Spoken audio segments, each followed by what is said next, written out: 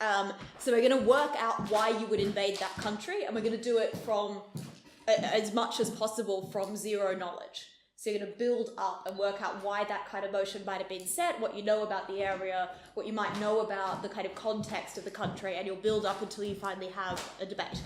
Does that make sense?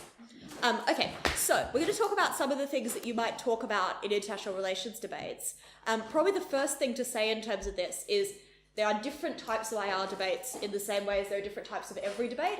We're going to talk about the kind of like most IR debate, which is when you're like, as a broad, global community doing something to a particular country or particular group of countries. There are obviously other more complicated types of international relations debates around how you build international bodies, what international bodies should have the right to do, what you think the norms should be in international relations. We're going to do the kind of most simple one as the exercise for this, but all of these things that we're thinking about are the things that you're going to use when it comes to doing international relations debates in general. The most important thing to know, though, when you do that, is that there are some very general things that you can do to approach an international relations debate that will work regardless of what that topic is. And the biggest thing that you'll find as you do more and more international relations is that international relations is at its core about characterizing the actors involved. It's about finding ways to talk about what those actors want, what they're seeking to do, what their goals are, how they'll react to certain types of situations. So the vast majority of the analysis you'll do will be about building up a picture of that particular group of people. And so it's about understanding what motivates them. And that means understanding the context in which they operate. So for example, if we're going to be talking about a democracy, what kind of influences do you think might be at play when it comes to deciding how the leaders of that country will act? It's a democracy. What do they care about? Well, electors. Right. So the interests of the party running the country will be much more heavily set by the interests of the people in that country. That will kind of push them in certain directions. What if we're talking about a dictatorship? The regime's interests? Yeah, and the regime might not just be one person. So Zimbabwe is headed up by Mugabe, but it's not just his interests that he's going to care about, it's his backers, the kind of other people with power who might keep him in power, and why we might care about those people. So there's always going to be multiple actors that you're dealing with. You should never talk about a country as just like, North Korea is this type of country, they'll do this. There are people making those decisions, and they have their own interests. Often those are domestic interests that they care about and that are going to motivate them. So it's really important to keep that in mind. So what we're going to work on in this session is understanding those actors and their motivations. So, to start off with, you need to understand who a country is made up of. Be that the population, because it's a democracy and what the population wants matters, and so you have to think about who the population is and what kind of background they have. Be that the leader, so the leadership group and what their motivations are, who they are. So if you're talking about a country like North Korea that's very authoritarian, you're talking about a very small cadre of individuals who are governing that country and what they want. And you want to understand where the power comes from.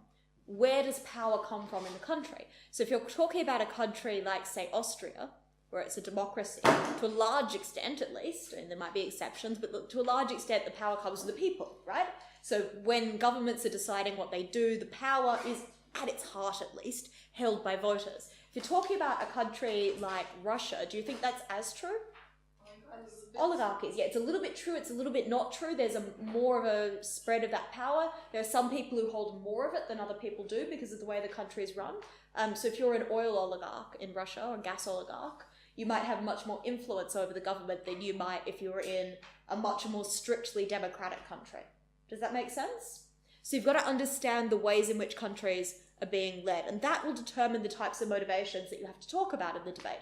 Because if you're talking about a country where power largely comes from a small group of people, then a government only has to care about those interests. If you're talking about a country with a very active democratic base, and everyone has a very good understanding when they go and vote, then people have more power. Now, that doesn't always follow in the patterns you expect it to. So what do we think about US foreign policy? Do you think it's particularly set by the public? Not as much as you'd expect it to for a democracy, right? Because they've got a number of layers before you get to actual accountability for war. So the electoral college makes problems, the extent to which private funding influences elections creates problems. So to a larger extent, private interests, so individual interests, might come in and influence the way decisions are made. So it doesn't always follow the stereotypes. Just because something, is generally thought of as a democracy doesn't mean you can't dig into some of the bits of that and think about it a little bit more complicatedly. So you then have to characterize those actors. So you're not just thinking about what influences them, you're thinking about how they respond to influences. So do you think Putin responds the same way to oligarchs in Russia that Obama responds to similar kinds of oligarchs in the US? Do you think they respond in the same way? Maybe? Yeah? Maybe the party in the US kind of cares about the oligarchs in a similar manner that Putin cares about. Yeah, so they definitely both have problems in terms of needing funding and support from those groups, right? I think it's probably fair to say that the Obama administration cares a little bit less about that than Putin seems to. But that doesn't mean that there aren't similarities. You want to try and get the exact answer for each of those frames that you put it in. Who's influencing this leader, but also what does that leader prioritize? Are they going to prioritize their own re-election over doing what's right? And some leaders will do that more than others. Are they going to prioritize this group of oligarchs over that group? At the end of the day, are they the kind of government that cares a lot about economics? Or are they the kind of government that cares a lot about the principle of the matter? And you can identify some of those and characterize that as you build up a picture of the leader. Often people talk about the leaders of kind of countries that we have a problem with as just crazy and irrational. So when people talk about Korea, for instance, they talk about Kim Jong-un, they say, well, he's just crazy, he's just irrational. How would we know what he's going to do? How can we possibly control him? Well, actually, there are a series of very rational things he might be responding to. His frames of reference, the things that country and that leadership prioritize, might be not the things that we would prioritize, but there's an inherent rationality in how he then responds to situations. And you as a debater can understand that and utilize that. So obviously this requires a bit of knowledge in order to do it, but you could also do it without that. So there are some kind of general motivations that you might generalize about a country or about a group of people. That might be religious ones, so religious conflicts and tensions. So if we're talking about Syria, what's a big driver of Bashar al-Assad's clinging to power? Why does he care about clinging to power? What was that say? Yes. Otherwise they would be. Yeah, so Alawites, which are a kind of ethnic and religious minority group, and he's from that group. His father was from that group, and prior to his father taking power in a coup, they were very badly oppressed, right? So there are reasons for him to have a commitment to people who have a similar and shared identity with him that might not be selfish.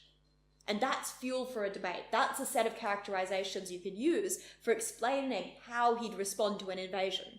So he really worries that if he loses power, himself and his and the other minorities like him would be really badly oppressed by any government that took over.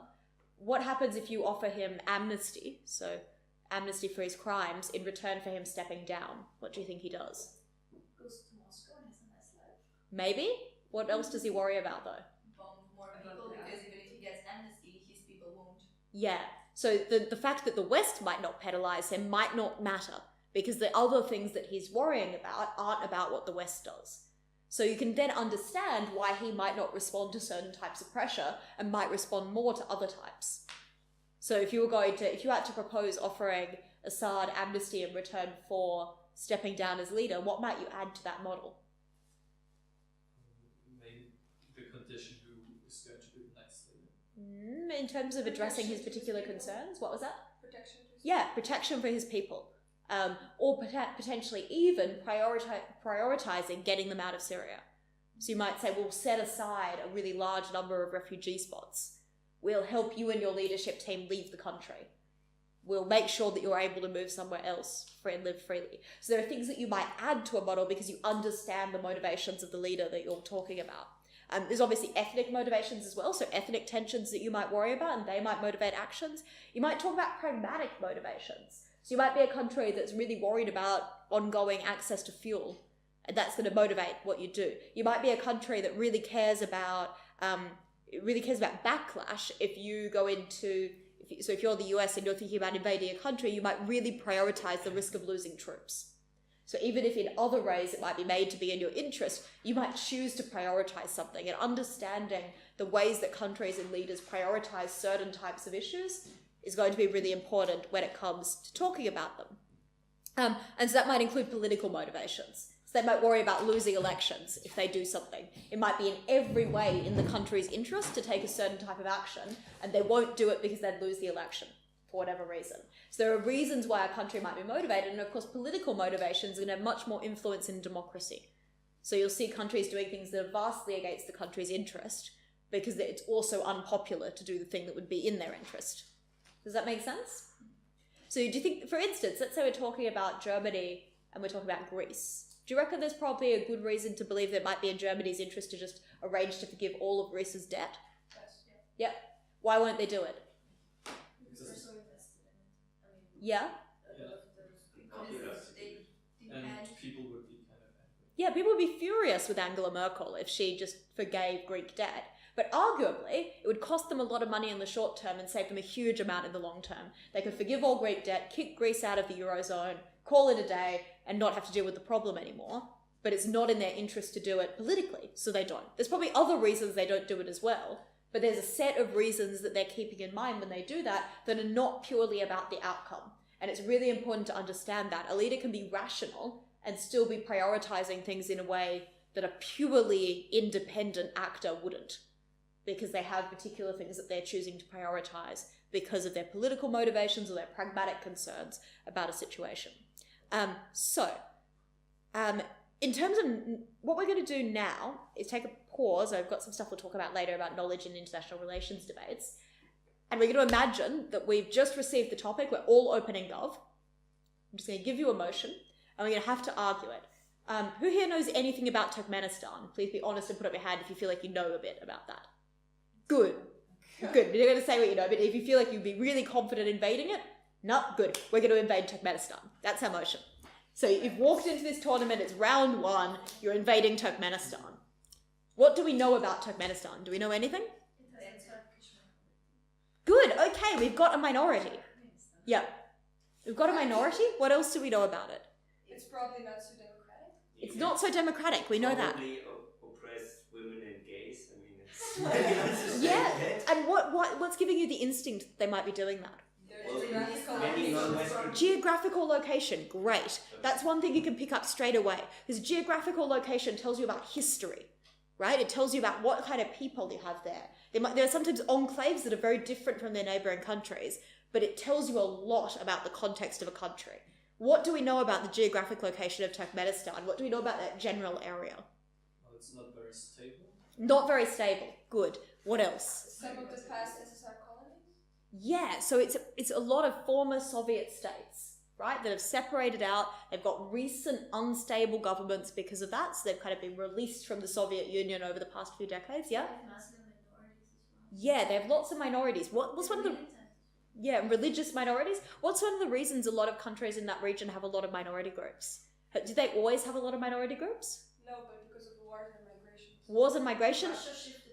Russia shifted people around. That's a really good one, right? Because that tells you a little bit about the relationships between people in that area, right? It's not a long-term, we've always lived side by side in harmony. It's suddenly there's this minority here, and that's recent, and that's not something that happened organically.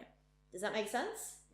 All right, so we know a little bit about it. We know where it is. We know a little bit about its history. If we wanted to generalize then, what would be our motivations for invading it? As a Western. Yes, let's assume we're the West. Why would we go about invading it? Why do you think the CA team set this motion? What was that? Well, We need a group that's harmed. Yeah, there's two reasons you might invade somewhere. So one is that you want to do it for humanitarian reasons. Someone's being hurt. What's the other one? For your own interest. For your own interest. In the area, and I'm guessing ISIS being relevant. Yeah, so you've got a potential... Yep, so you've got a threat against you or a humanitarian motivation. Now, the good thing about that is you can usually tell which it is, because usually if there's a threat against you, you'll have read about it. Has anyone read a lot about Turkmenistan recently? No? So we think it's probably not a major threat against us. We're not seeing it in a lot of reporting, so you can usually rule that out, not always, but usually you can go, I think that's probably not why we're invading them. It's probably not that they're an existential threat to us. So we think it's humanitarian. Yep. But if we also invaded, it must be a reason that we cannot solve it purely diplomatic means. So it must be something. Good, yeah. So there's a reason we're having this debate, and we think it's probably unlikely that this debate is a debate where opening op can just stand up and say, why would we resort to invasion right now? We haven't even tried negotiating, right? So we think this is one of those debates where something has been tried, it's failed, it's one of those bubbling situations that's been going on for a while. What's something else we can probably know about it by the fact that it hasn't been in the media a lot? That the media's repressed. Media's repressed, that's true within... That's definitely true within Turkmenistan, right? Why haven't we in the West heard about it a lot? Why might we think that's the We case? don't care that much about them because they don't have resources.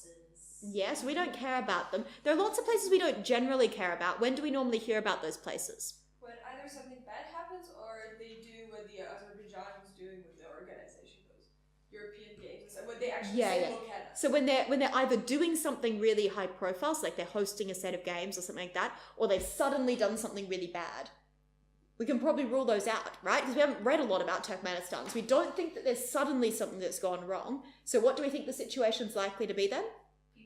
Being super oppressed. Yeah, so it's just a kind of constant rate of oppression, right? Which means you can characterize that. It's been going on for decades. We've been trying to deal with it. Nothing else has worked. Whereas, yeah, we're assuming all of this, right? If I had internet, there's this really cool trick I do at the end of this session. We pull it up on the screen and we go through the Wikipedia page and see how much we were right on. We're doing pretty well so far. But so you know that this is a kind of situation that might have been bubbling along for a long time. And you can probably guess that nothing has come out of nowhere and solved it, right? So there's no kind of like bright light at the end of the tunnel coming along. We've got a long-term intractable situation. Do you reckon you already have your introduction now? A good sense of what you'd stand up and say as Prime Minister. And you can do that while knowing very, very little about Turkmenistan. But I still have no justification why to invade. Yes, so that's what we're going to move on to next. So, we know that it's been bubbling along for a while. We think this is something that's intractable. It's in a long-term clash. Now, what do we think we're going to try... What we need to now make a guess about is what the humanitarian crisis we might be solving is when we go in. And here's where you have to start making more of a gamble. What do we think it might be? There's kind of two big ones that would be obvious from what we've talked about so far. Yes, we're going down a few different paths here. So one of them is oppressed minority group, right? So there could be a problem with a particular group being targeted in a particularly negative and damaging way. What's the other one that you might generally have? Democracy. Right. Yeah, so you might want to go in to instill democracy. Here's where my question is. How, isn't it a bit of a, doesn't it have to be super, super, super bad for the West still to be a good or even presumably good idea to invade after, Iraq? Good. So again, we've got some useful knowledge. Yeah, you're assuming in all of this that your CA team has set a good and balanced motion, right? But that premise in and of itself tells you something, right? It tells you that the situation is big enough and bad enough that we want to go in right now. And that tells us probably whether we think this is for democracy or for humanitarian intervention. Why might it tell you that? Because Iraq failed and Yeah, we've been really bad at putting in place democracy, so it's unlikely that anyone's kind of going, we should invade this place to instill just to instill democracy. That's the only barrier. Much more likely we've got a humanitarian crisis of some kind for this motion to have been set. Does that make sense? Yeah. The other reason you might say we think it's probably going to be humanitarian is that often the trigger for going in to instill democracy is like failed elections or something like that. And again, that's something you would expect to have seen come through some papers. So you'd expect to feel like that you knew something more about this if that was going to be the motivation.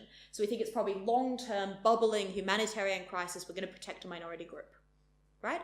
Now we've got some different ideas about what that minority group might be. So we think maybe women and gays. We think it might be a really conservative country that's oppressing its people in that sense. What else might we think it might be? Religious minorities? Ethnic groups. Okay, I think there's one of those that we can rule out fairly comfortably. If you were going to invade somewhere to protect women and gays, do you think Turkmenistan is first on the list?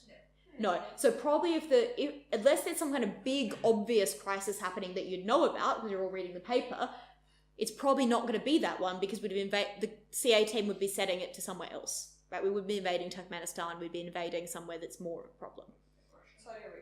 Saudi Arabia, yeah. We'd be invading Saudi Arabia, almost certainly. So we think it's probably ethnic or religious minority.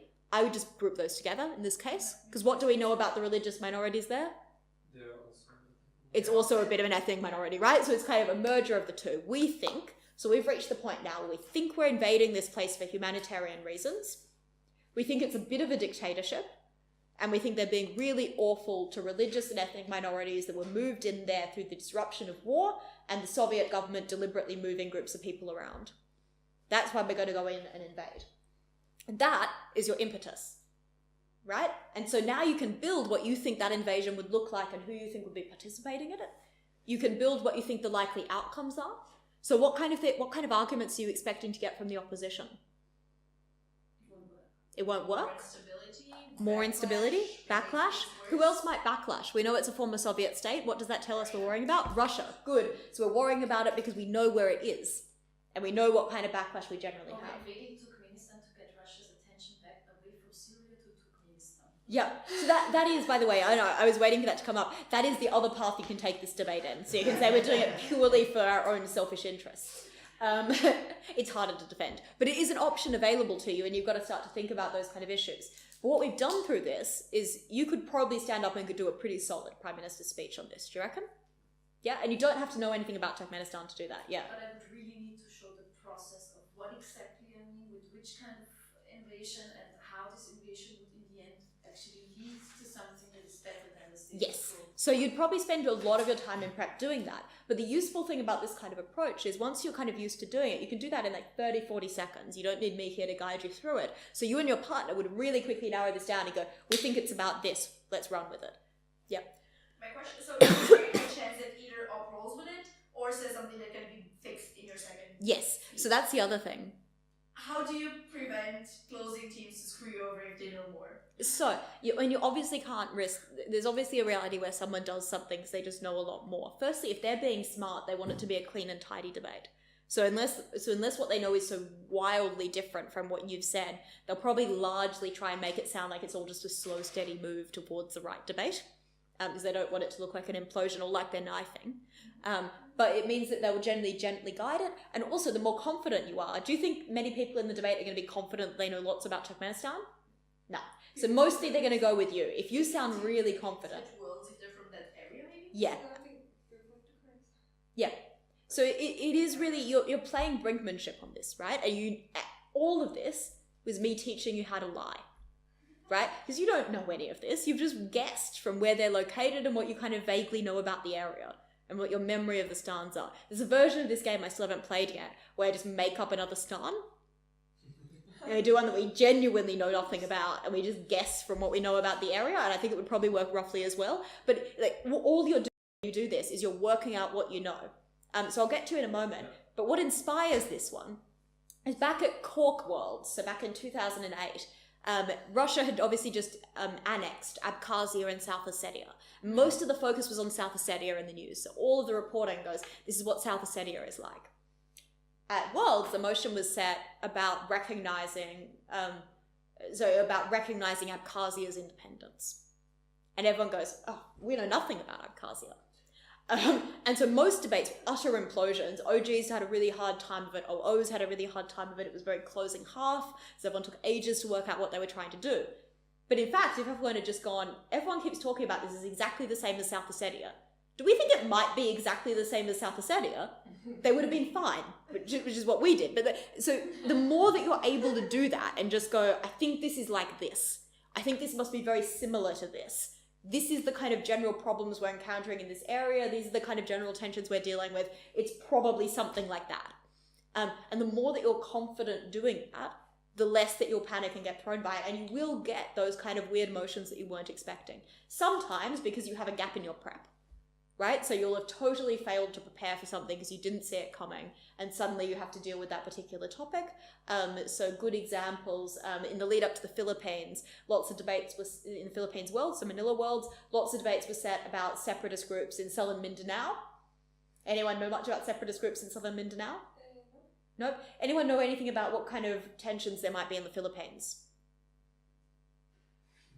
Yeah. religious, maybe? Yeah, there's some good religious tensions. As it turns out, there's a lot of Muslim separatist groups in southern Mindanao, right?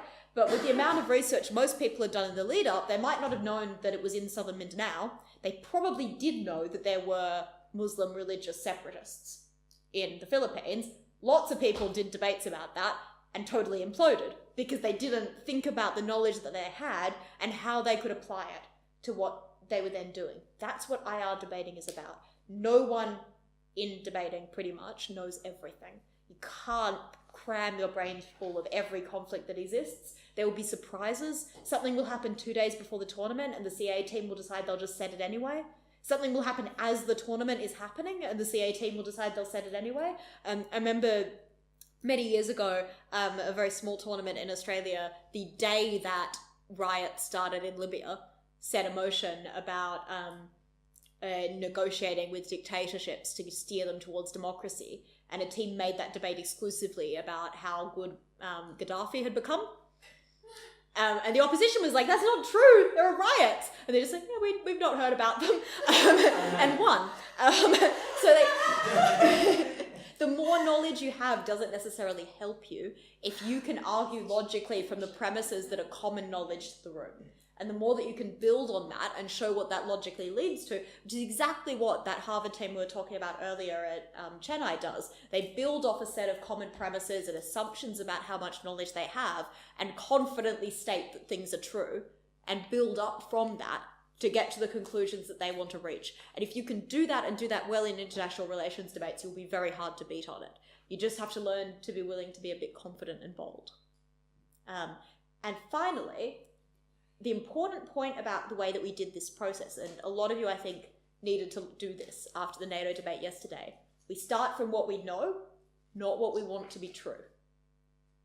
So we started this process from what do you know about Turkmenistan? Similarly, you want to do that debate about NATO again. What do we know about Russia? Is it that they're a potential great partner for the EU?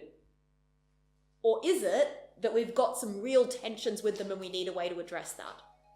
Because the more that what the premises that you build your case from sound plausible, the more that people are going, I know nothing about this debate, but that sounds very familiar. That sounds reassuring. That sounds like something I understand. The more that you go down that path, the more that the adjudicator is likely to believe the conclusions that you're drawing, to believe that you're talking accurately about the problem. If you take them straight to something that they think is uncomfortable or doesn't fit well with what they know about the situation, the first thing they're going to say is, I don't think that's true.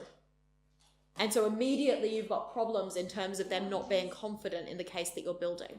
So always start from what you know and build outwards and see where you can get, when you can get to where you want to end up rather than starting from where you want to end up. Because there are dozens of ways to reach where you want to end up. You've got to pick the right one. Yep. Yeah, basically, I think you kind of answered it partly just now. But in terms of the reasons, so you said they can also have sort of selfish reasons to invade. Yep. Which are, I guess, not only a threat against me, but oftentimes, especially in the Middle East, like what America does is not really about spreading democracy or stuff, but rather resources. Yep. And like how safe it is, like in terms of what you just said with start by what I know and I don't want to be true. How safe it could be to say, okay, look, we're not invading. So there are multiple, so there are multiple things you know about the Middle East, right? It's like one of them is America wants their oil. If we have this house would invade Syria, do you put America wants their oil front and center? No. And that's the editing process, right? So there'll be things that you know that you decide to conveniently ignore. But it's really important, the more that you do that, the more true your other premises have to be. So if you're going to kind of conveniently gloss over a part of the debate that's inconvenient to you, everything else has to be more accurate for it. And the kind of the accumulation of this is the ability to kind of lie straight-faced knowing that you're doing it. I'm not necessarily encouraging you to do that, though I certainly have. But there is a more subtle end of it, which is filling in the spaces, where you know some of your kind of cardinal points around the debate, and you're filling in what the rest of the picture looks like. We've got this puzzle piece and this puzzle piece. We think what's between them is this, because that's what makes sense as something to fit in there. And that might mean that you ignore a corner of the puzzle as inconvenient to you, but everything else should be as accurate as you can make it. Just as a follow-up, like if I take Iraq as an example, like America basically claimed they're getting in because there are weapons of mass destruction or whatever that obviously didn't exist. Would in that case it be safe to as OG for instance, to say, okay, we want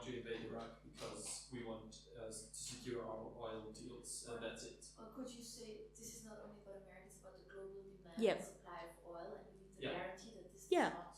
Yeah, so if you... Because it creates further tension. Yeah, so there are definitely ways that you could use oil and access thereof as an argument for invading Syria and Iraq right now. How might you do that? Sorry? How might you use access to oil as a justification for invading Syria and Iraq right now? Who has access to the oil at the moment? Oh yeah, the Islamic groups. Yeah. So yes, there's one version of that goes, the US just wants the oil. There's another version of that goes, the people who have access to it right now are a real global threat. They sell it and finance their Yep. activities, and we need to cut their resources. Yeah. So sometimes there are things that you might know that in one version are unhelpful to you because they make your case sound kind of self-centered and selfish, and in another way of using them are actually really useful tools for you. So work out what you know can be a really great way of doing it. Sometimes that will lead to you lying through your teeth. So I'm going to kind of end this with an example of doing that and how you should not respond if you think someone is lying, because it's a really good example of it. So several years ago in a Australs octo, so I was talking to some of you yesterday about Australs motion selection. So you get 3 motions and you in effect select one of them across the 2 teams, and we stuffed up our selection. So we ended up arguing against granting Somaliland independence. Does anyone know anything about Somaliland? Somaliland. So it's a separatist region of Somalia. It has its own democratic government. It's great. It has wonderful negotiations with all of its neighbours, pretty good relations with them these days, does quite a lot of trade, has a very effective kind of policing system and coastal guard. It's generally a functional state, except that we don't recognise it as one. Right?